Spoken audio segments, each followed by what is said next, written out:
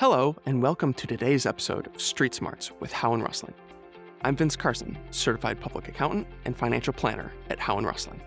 In today's episode, we're going to be taking a deep dive into one of the best tax-saving strategies out there, Roth conversions, and why this year through 2025 is an opportune time to consider implementing it. Also, we're going to describe the ideal investor profile who would be best positioned to implement a Roth conversion strategy. To begin, let's briefly review what a Roth conversion is. A Roth conversion is simply the process of repositioning traditional IRA assets into Roth IRA assets. In other words, you're taking a portion of your tax-deferred assets and electing to pay the income tax on those funds in order to convert them into tax-free assets.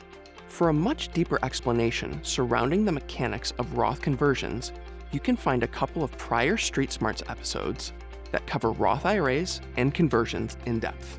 So, the first question you might ask is, why would anyone want to prepay their income tax? And the answer has to do with one of the biggest advantages of currently making Roth conversions. Essentially, we know that the tax rates, which are currently in effect, are going to increase come 2026. And if we know that our marginal tax rates will be increasing in a few years, why would you not want to take advantage of those tax rates being lower? For example, if you're currently in the 22% marginal tax bracket, come 2026, your marginal tax rate is expected to be bumped up to 25%. That 3% difference is huge.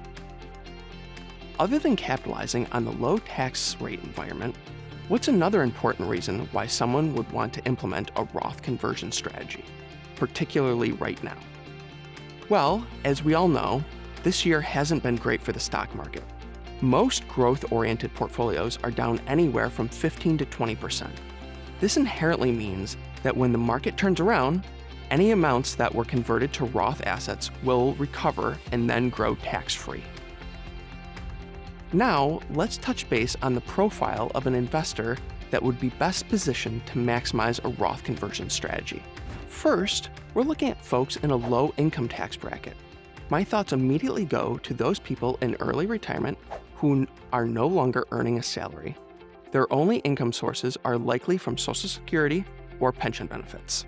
Next, we're looking at folks under the age of 72, before the age that the IRS requires distributions to be taken from IRAs in the form of required minimum distributions.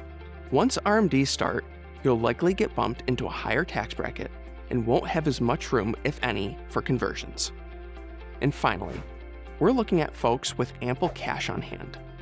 In order for a Roth conversion strategy to yield the greatest benefits, you'll need the available cash to pay for the income tax generated by those Roth conversions. In summary, at the moment, it's really a win-win scenario in which to implement a Roth conversion strategy. Not only are you taking advantage of the low tax rate environment, but you're also going to be capitalizing on the tax-free growth of those assets for the years to come. And remember, if you're currently in a low income tax bracket with cash on hand, this year through 2025 is the prime time to implement a conversion. If you're considering a Roth conversion strategy or wondering if you're a good candidate for one, our team at Howe & Russling is always available to help. Thank you so much for tuning in to today's episode of Street Smarts with Howe & Russling.